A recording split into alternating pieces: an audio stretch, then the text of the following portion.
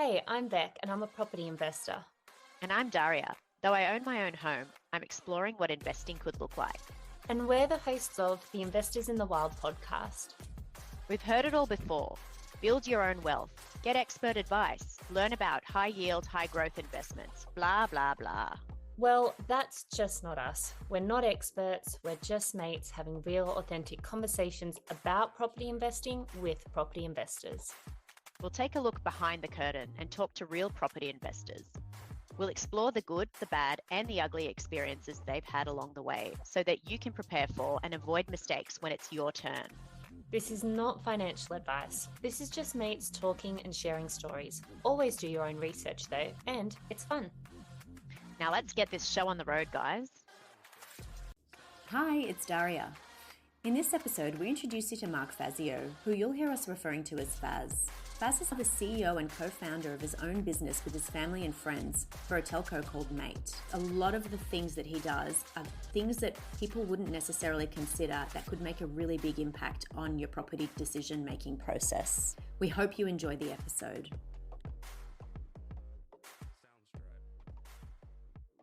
Really happy to have you here today, Faz. So to kick off, why don't you tell us a little bit about yourself?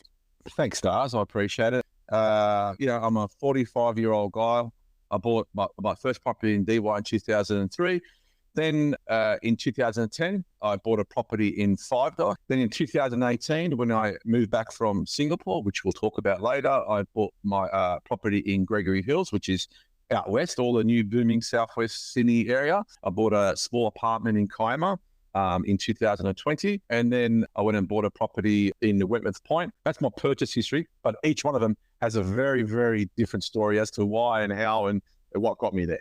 And you know what each one of them also has, Beck, is a bedroom with lights that change colors. So he's basically got a single man's room. Follows him wherever he just goes, and then the lights come on, and then it's like, and then it's red, and then there's like easy listening music. I've worked in tech my whole life. And you know what? The reason why I started with lights like that is because my nieces and nephews loved it. So when they came over, they loved to change the lights, change colors, and that's the main reason why I happened. Very innocent, yeah. It is. I'm sure you tell that story a lot, Faz. I actually got this for my nieces and nephews. Maybe we start off finding out a little bit more about DY. The reason why I bought my first property, because in my family, if you get engaged or you get married, if you haven't got a house, you can't leave home, right? And so when my older brother got married, right, my mum built him a granny flat downstairs, right? And I was getting older and have a bit more, freedom in my life. And I met a lot of friends on the Northern Beaches, and they're always asking me to go out and do this. And I was a 24-year-old person. I said, all right, I can't do any of this stuff. But then you get into understanding negative gearing and all these different things that can help you, right? But I was earning 40 grand, right? And my parents went guarantor for me. That was the only reason I could buy. I couldn't earn a deposit. Even though the property was like 325 grand, right? Like it was nothing. I was eating baked beans and getting frozen. My mum would cook lasagnas on the weekend, and I would take them home and put them in the freezer, and that's how I was getting by, right? And then I moved out for experiences, and then I realized that shit, you know what? I'm making money off the rent here, right? And so it was actually cheaper for me to rent and share the rent with somebody, and I was making good money on this, right? Because the mortgage was at such a certain point. So yeah, that's what little financial to start with. But then when I realized I was making money, that's when my head ticked over, right? Yeah. I think that's whenever like people who are hoping to buy a place to live in or just hoping to buy a place full stop, I think people don't realize how much easier it is when you buy an investment, you've got someone helping to pay that mortgage, 100%. Even if you are renting. So basically, to recap, you and your good mate lived in there for a while, then you decided to move out and rent in the Northern Beaches, and you made so much money from the renting out your DY property that you realized, I'm on a good wicket. Right. What was next for you? How did you build momentum? I started earning more money, and then I realized that my career is going to is going to be situated around the city area, right? And so I started to look, okay, Northern Beaches actually became a burden, right? And so it's about 2006, 2007, I moved from the Northern Beaches to the inner west. A friend that I was living with in Narrabeen, we started renting a place in Abbotsford. So that happened. And then I had a bit of context here. I don't know what the proportion is. For every extra dollar you earn, it basically means you can borrow more. So whenever I get a pay rise, like let's say I get a pay rise of like, even if it's $5,000, I'm calling my broker and saying, I've got a pay rise. What is my borrowing capacity?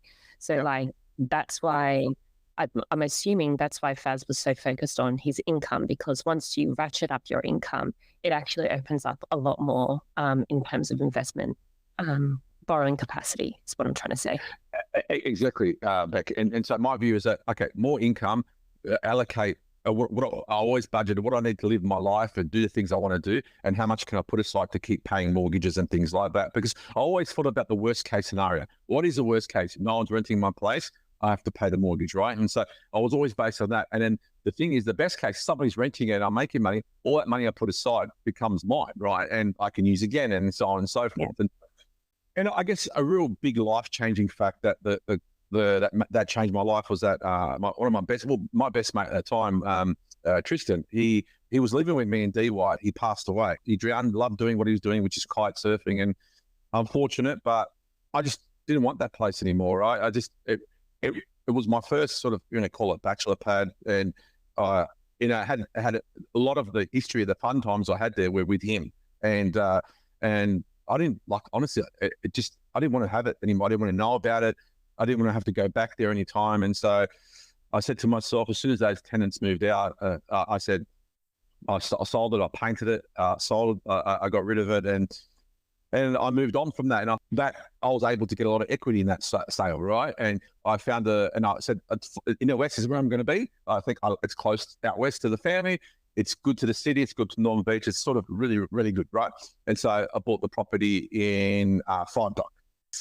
Do you have any concerns selling something by the water for something that's like further from like a beach coastline? The property in Dee Why, I wouldn't say it was. I would say Five Dock was closer to the water than Dee Why was, right? And the reason for that, the Five Dock was a 5-minute walk to the Bay Run. Yeah, the Bay Walk. Mm-hmm. So it was on First Avenue. It was so the reason why I bought Five Dock, first of all, I got the obviously equity from Dee Why, and the passing of my friend really pushed me to do that. But Five Dock, the reason why I bought the place I did in Five Dock is a couple of reasons, right? One, the area is fantastic, and I enjoyed it, and it suited my lifestyle. Two, the location to the Bay Walk and things like that. But third one is that I found this building that was abandoned by the builder, right? And so it was in the middle of on top of my favorite gelato shop. That's why I knew it, right? This building was abandoned by the builder. The builder took the money of the investors and ran overseas, right? And so it was a half-finished or three-quarter finished building that was sitting there for 3 or 4 years, right? And so it was there since 2006 or something, and nothing happened with it. And anyway, so CBRE, the investment firm or whatever you call them, bought the property and sold it off, right? And they were selling stuff, making it look way better than what it was on the real estate. And I went in there and I said, well, shit, this place is like, it's half finished, but they just put carpet over problems and things like that. But this place was a two-story terrace place in the middle of Five Dock with views to the city. And, it was a 2-bedroom place. And if I was looking at places back then, and 700 was the going rate for something like that in 2010, which was expensive. And this one here, it was like name your price, right? And so, and I said, how did you find this? Like, I was always looking, right? One thing I think I'm always observant, right? Like when I see things like when you're on the run and you see things or look at things, I always take a note, and I always send myself emails, right? And then I put them in a list in my computer, and when I've got free time, whenever that is, I just go look at all the things I've looked and I go, oh, what was that? And I'll work it out, and I'll sort of say, okay, let me go back and work out what that is, right? And so I've seen this building because I've gone to it's underneath my favorite gelato shop. I've seen the building a million times. No one's ever moved into it. It looks like it's abandoned. I said, surely somebody's going to do something with it. And I've always just had I've always had, the notifications coming from the real estate apps and things like that. And it came up and I had a look and I said, oh shit, this is like, and it named your price. So I went 500,000. They go, sold. All right. And I said, okay, this is too good to be true, right? Hey, it's Beck. What became clear as we listened back to this episode is that Faz's superpower is buying bargains. He has levers that he uses to essentially identify a bargain property, do the due diligence, and then get it. He's just mentioned 5. Number 1, always looking and noticing when there are unusual properties.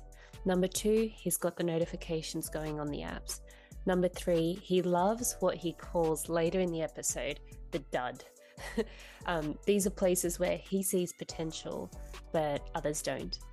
Number 4, he goes for places where there isn't a lot of competition. And number 5, partly related to these previous 2 points, he buys places where the sellers want to sell quickly. In the next 2 minutes, he'll also mention researching, sizing up risk, knowing when to lock in a place and when to walk away.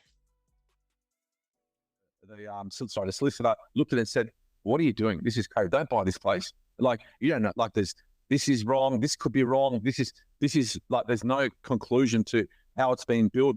Who knows if the pipes are right, like whatever it is, right? I said to him, but I tried all the taps. They all work. Water comes out.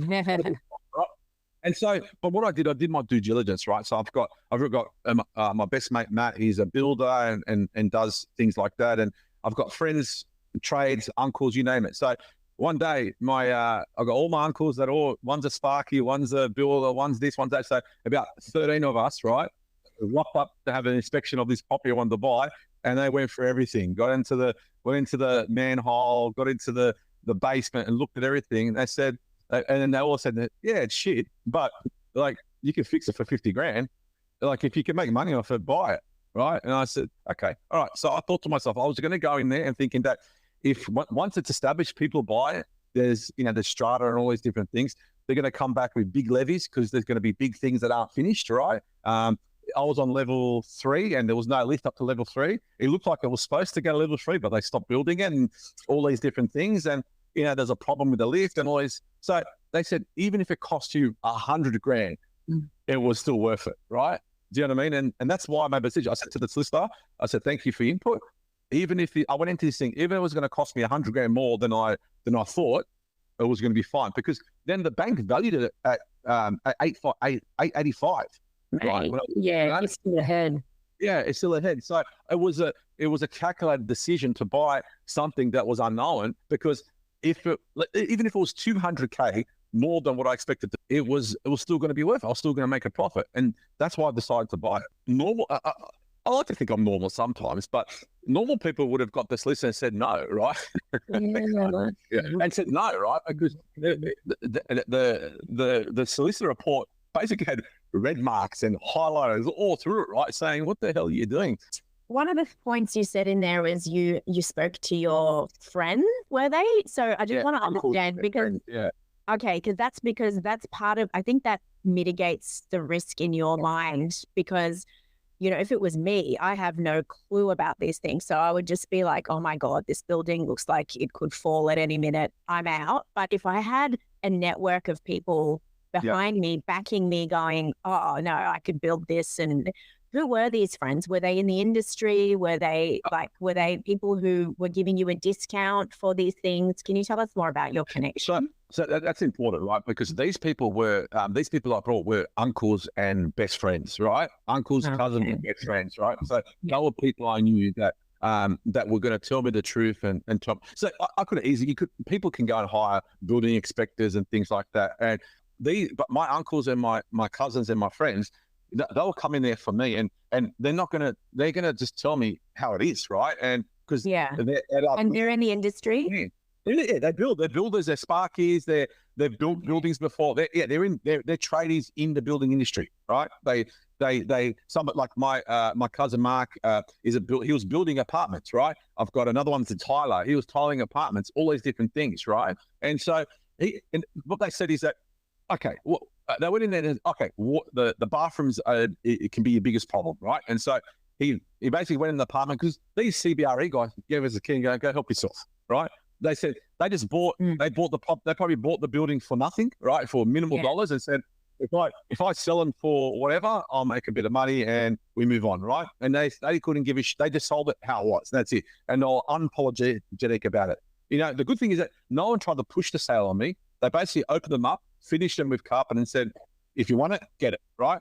Anyway, so my whenever we got the keys, my cousin, he flooded the place. Right? He flooded the bathroom to make sure it was okay, and it was fine. It was the drain went down and everything went fine. He flooded that. He flushed the toilet.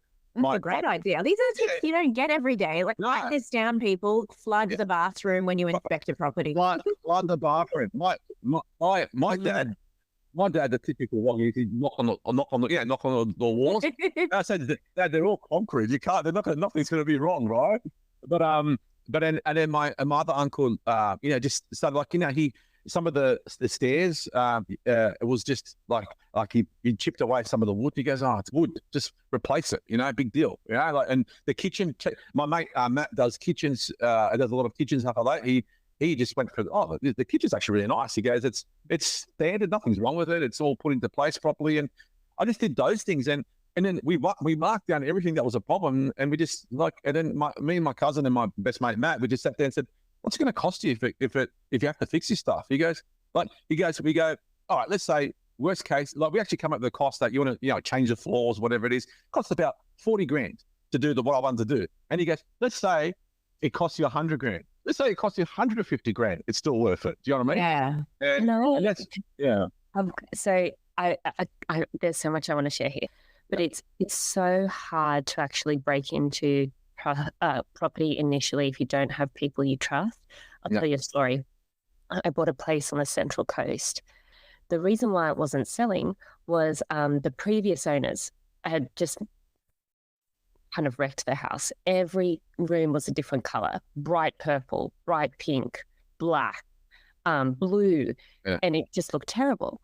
Anyway, I get a building inspection done. The builder's like, "Yep, it's fine," and there were different circumstances. The previous owners were actually about to go into palliative care, and so I said to them, "I can't give you a huge amount of money, but I can tell you can stay in the house for as long as you need until you find the care and the place that you want to move into."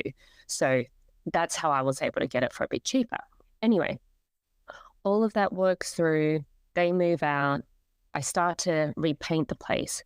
The guy who's painting the place calls me one day. This is when I was at Combank. And he's like, "Hey, did you get a building inspection done?" And I'm like, "Yeah." And I'd actually gotten the building inspection done through the real estate agent that was selling me the place. Okay. I didn't know anyone on the Central Coast. Yeah. I didn't have any connections. And I'm like, "Yeah, I got a building inspection done. Why?" And the painter goes, we're painting one of the rooms and the walls are soft." And he's like, it's really waterlogged. And I'm like, "That's interesting." And then he calls me an hour later. He's like, "I think you've actually got a problem. A few of the rooms are waterlogged." And I'm like, "What does that mean?" And he's like, "I can actually put my hand through some of these walls because of how soft they are." Oh. What had happened in this property, it's got like really high cathedral roofing, and there's a window at the top of the property, and the wood around the window was rotted. It hadn't been picked up by the builder, and so water was leaking through the property through this window. The glass was barely being held in place. I had a young family who were about to move in. If there was a bad storm, these were like 1.5 meter panes of glass. The glass would have dislodged and gone straight into the kids' bedrooms. Like, we're talking about really dangerous stuff. So can you sue the builder, the real estate, the inspector, I guess you would, do they have to answer to this? Because they're professionals in your... Yes. So I contacted the real estate agent because it was through the real estate agent. That's where I got this guy from. I contacted the real estate agent and the builder who had done the inspection. The builder didn't reply to me for a few emails. the real estate agent's like, not my business, not my thing. And I'm like, you fucking recommended this guy. I bought based on his review of this being safe. Then I got my lawyers involved. I needed. You don't miss that as a builder. As a building inspector, you don't miss that. That's No. I feel like either they didn't do their job properly, or they did it on purpose. They missed it on purpose. Yeah. And so he ends up coming back. Like, they've just got so many disclaimers in their things that they pick up every defect. And so this is why it's important to get someone you trust, because you know, you can't necessarily get people who the real estate agent recommended because they're conflicted. And you do want someone who's going to be thorough and know to look here, do that, blah, blah, blah. Yep. So, Faz, with that background, let's pretend you didn't have family with all of these connections. How would you protect and do that due diligence now? I probably would. My views are, and maybe my opinion or view is that, you know, to everybody out there, never go with somebody that the real estate maybe recommends, because there's something happening there. You know? And all the thing is that obviously the building inspectors are always going to have a condition. This is my opinion versus the reality of it, right? I mean, I would. You know, this day and age in the digital world, we've got reviews, you've got all these different things. You know, I would use those reviews. Use somebody that's not connected to your real estate in any way, shape, or form, and that's the best you can do, right? Yeah. One of the points that you touched on, Beck, was really strong, and actually, this is a question for both of you. So you said, Beck, that you should, like, what Faz did was perfect. Like, basically, you do need to flood the bathroom and put a hammer through the wall, theoretically, but to test everything, and then put together a list which can help with your negotiations with the real estate agent. Where I struggle as a hopeful investor is knowing the balance, because you go into a property and they put the hard word on you, right? And you've got lots of people who are vying for the same property and competing for the same property, and they're all in that space.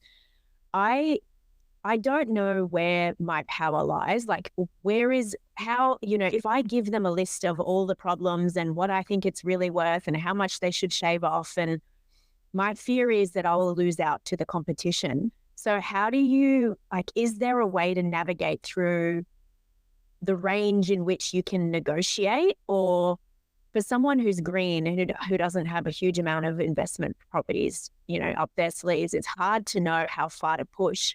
And then to know when to sort of say, okay, fine, I'll give you the price you're asking for. Where do you draw that line? Like, do you go hard or do you go midway? Do you say, oh, worth $150K worth of, you know, what do you do there? So I love to hear your view too, Beck. But my view is that I've always been very strict and organized with my position. I know what I can do, why I'm doing it, who, what, when, where, why, how, right? I know exactly what I can afford. I know exactly what I can do. I know exactly how much the problems potentially cost, and I'll work out a range that I'm comfortable with. Right, like I think 5Doc has opened my eyes to be able to work out negotiation and work out what I can and can't do, and what I should look for and what I shouldn't, and what should I pay based on the opportunity. Right, I think 5Doc's enabled me to do that, and so I think my process is go in there.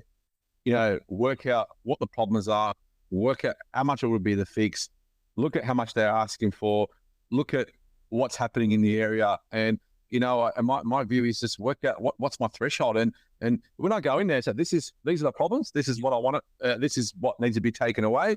And if they come back and say, no, whatever, I've got my threshold, I just don't go my threshold. And I actually don't feel burdened. I feel in control about it, because if it goes over my threshold, then it's not good for me anyway. And so I've got nothing to worry about.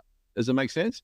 I know it totally does, but it's like, what if it's not going over your threshold, but you legitimately have concerns around like Beck's issue, you know, with that house, and the walls are soft and stuff like that, but the property is good, like it's got strong bones and you want it, but there are legitimate problems. It's like, I guess you're saying you'd walk away because you know that you'd be like, fine, $200K worth of refurbs required, shave that off the price. And if they say no, you're like happy and comfortable. to just walk Yeah. away. Like if Beck in your report, if they had that in your report, you would have had that. You could have made a decision. Say, okay, well, I don't know. That's 15 grand to fix. That's a real problem. Then I would have gone in and worked out. Okay, and like take 50 grand off, and I'll be happy with it, right? Because that's a problem. That I know it's a problem. I know before I go in, this is the cost I'm asking you to take off it. If you take it off, it makes sense, right? Yeah. Am I making it too easy? I don't know. That's my view. All right. No. Yeah. I think there are some things that are implicit as well. So Faz and Daria, if there's one piece of advice that I would share, it's get a network around you, because it is actually really difficult to do this on your own. Faz has got his network of family members. So, who are going into places and saying, this is good, this is not, this is good, this is not. If I were a non-investor, I would be grabbing onto anyone who is an investor around me and saying, can you come and inspect this place with me? Because they know what to look for, and they're going to be like, I move people's furniture around. Like if I remember the other day I was inspecting a place and I was like, that's a weird spot for a bed to be. I wonder if it's hiding something. Yes. And so I have no shame with this. So the first thing I would say is don't try and do it on your own. Whoever wants to help, bring them in. And then you've got, as Faz said, get really clear on where your boundaries are, and you've got to take the emotion out. So I always talk to my dad and I'm like, Dad, here's how much I can afford. Here are the potential risks and issues. Who should I've bought, I want to say seven places, and I do not try and do this on my own. I'm constantly talking to my dad about what do I do with this? My dad will help me to be non-emotional and know where my boundaries are. I think it is worthwhile having a network around you, and because you sometimes will get caught up with emotion. You won't know when to just pay extra versus stop, but have people around you who can tell you, nah, just relax, let someone else buy this problem.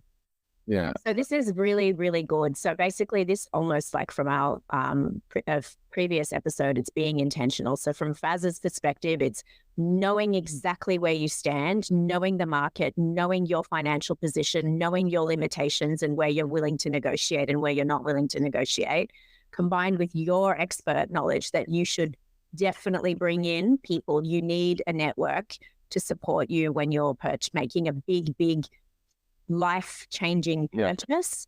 And so you need people around you. And I think that's where I've sort of been lacking, because I'm a one-man band and I go in and I look and then I'm like, I see the people walking around the property and it gives me anxiety. I'm just like, oh my God, they're all going to put it and they're all running through and they're like pushing me to the side. And I'm like, hey, and I'm just like, the competition's fierce and everyone wants it and it makes you and then I just give up. I'm like, I can't do this.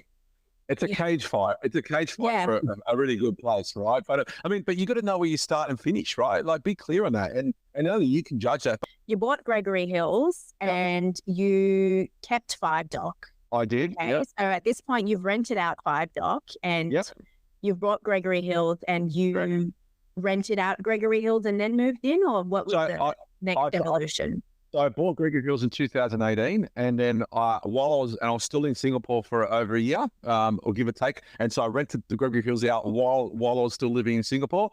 And when I moved back in 2019, or the end of 2018, I moved into Gregory Hills, and that's what I did. And so I kept 5 Dock.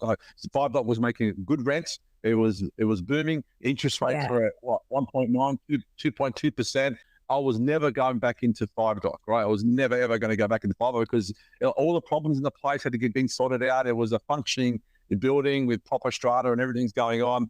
It was making good money from a rent point of view. And I was easily paying Gregory Hills and I was fine, right? And then that was that. And then obviously I moved back into my own business from my business mate. And so I was working locally, give or take, about half an hour to a 45-minute drive.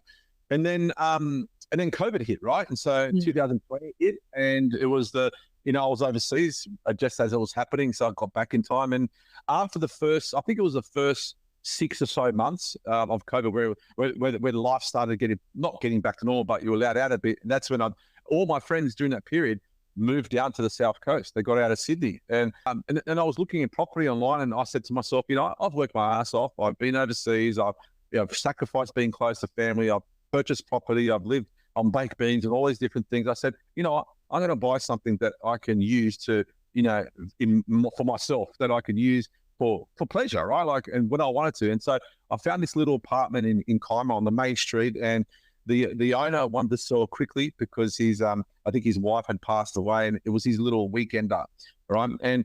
But I had read up about, and I forget the name of it, but I read up about there's apartments along coastal towns in apartment blocks that aren't allowed to be permanently lived in, right? And so there's like holiday or short-term leasing apartments that you can own. You can't live in them, right? So you haven't got the opportunity to offset your capital gains by having it as a permanent residency, if that made sense. And I don't know if it's changed today. And who is listening to this, don't take my advice, go get real advice, right? And so I found this property. It was I think it was valued at about $550 or something like that, and I got it for I think $410, right?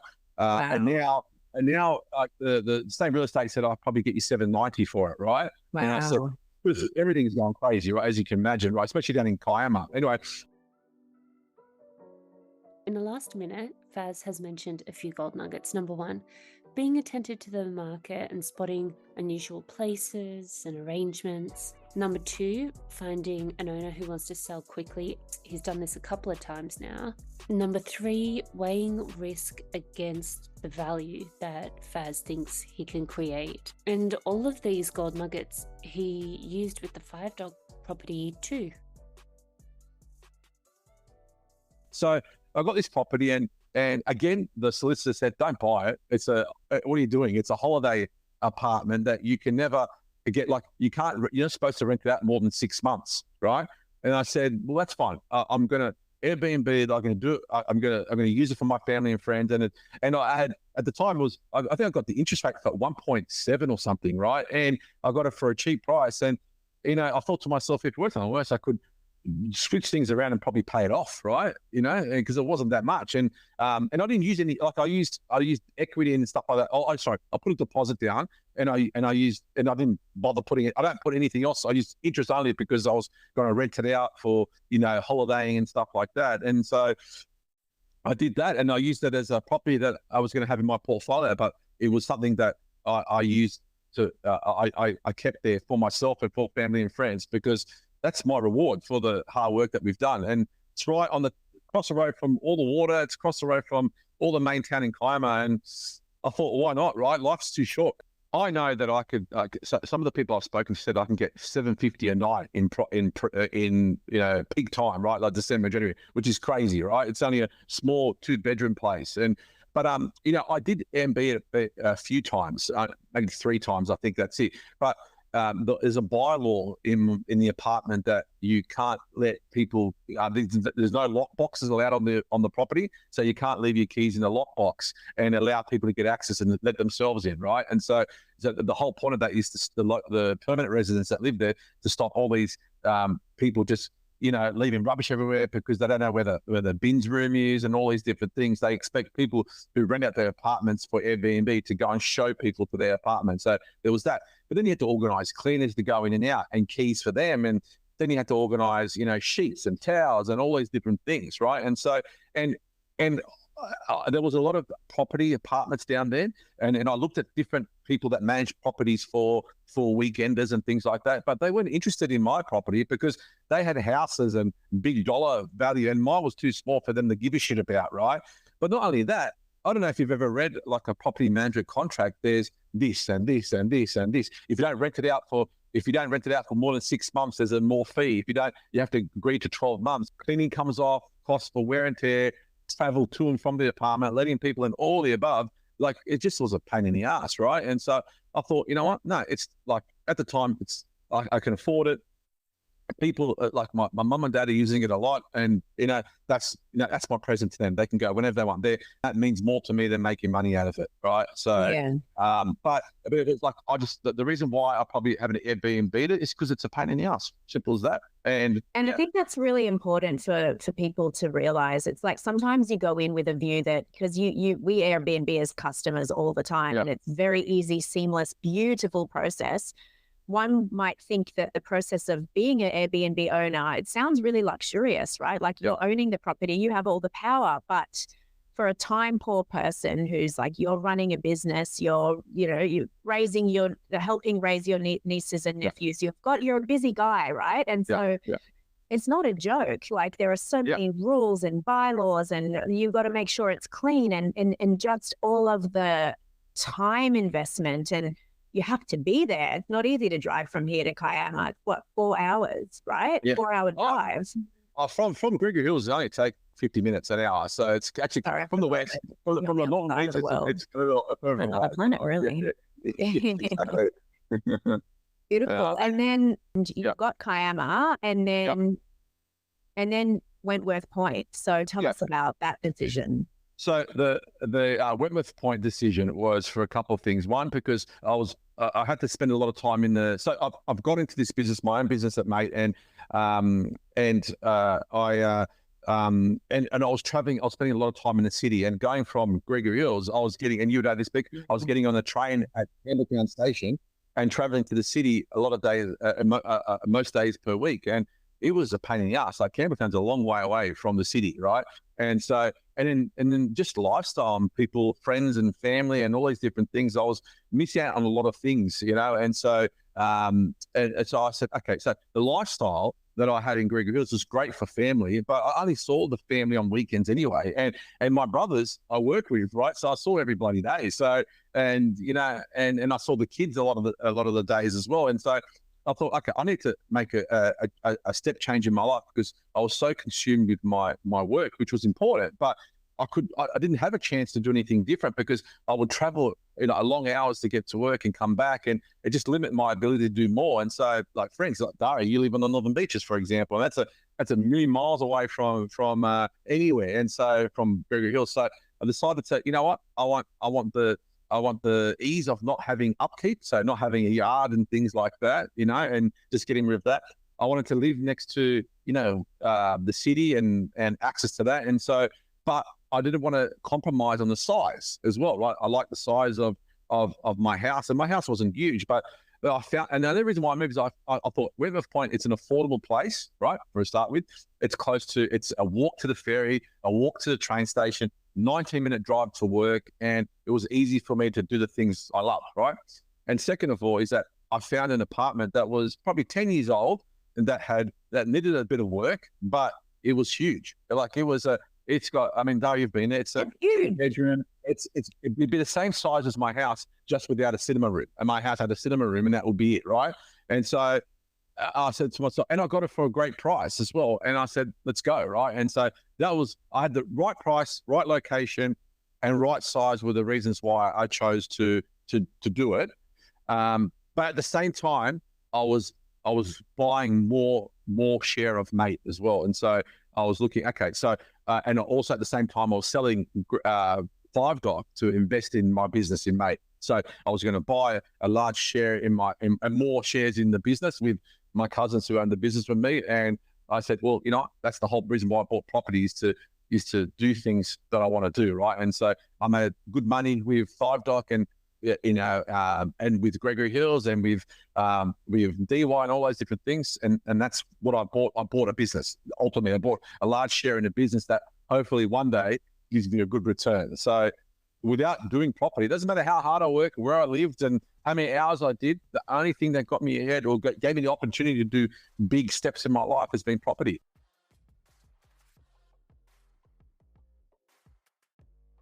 Hey, it's Beck. I don't know about you, but I found myself getting so caught up in Faz's story that I'd miss the gold nuggets and I'd have to go back and re-listen. I've written the gold nuggets so that you don't have to do that. Now, Faz, He's very clear. He's not an expert, as he said, but he does have a superpower, which is buying places at a significant discount. And in this episode, he talks about the 5 things he does to get those discounts. Number 1, he notices unusual properties, he writes them down, and he does his research. Faz talks about research a lot. Number 2, he has notifications going on the real estate apps. Number 3, he loves what he calls the dud, the place that other people will walk out of, but he sees potential. Number 4, Faz goes for places where there isn't a lot of competition. These are places that have been on the market for 3, 4, 5 weeks.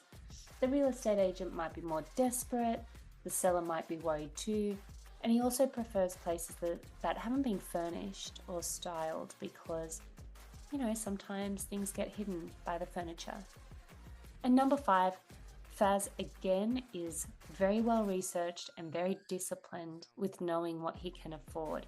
He researches how much a place will cost, he researches what similar places in the area are fetching, and then evaluates whether the risk is worth the reward.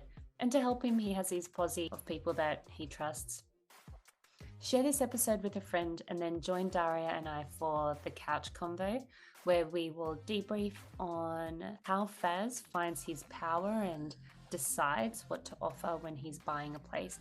And of course, we also have the second episode with Faz, where we'll hear even more gold nuggets. And for those who are wondering what happened to my place with the melting walls, I paid to have the window at the top of the house repaired and the house dried out. It cost me over 10 grand about 8 years ago. I've definitely learned my lesson to not go with someone recommended by the agent. Hey, it's Daria. If you enjoyed this episode, please follow us on Spotify and drop a rating or a review. It'll help others find the show. And if you know someone who'd benefit from this conversation, please share it with them. We'd also love to hear from you, so DM us on Instagram at InvestorsInTheWild with feedback, questions, or topic ideas. And if you're an investor with insights to share, hit us up on Instagram or email us at investorsinthewild@gmail.com. After all, we're all mates helping each other. Join us at the Couch Convo for untold moments, raw takes, and lessons we learned from this episode.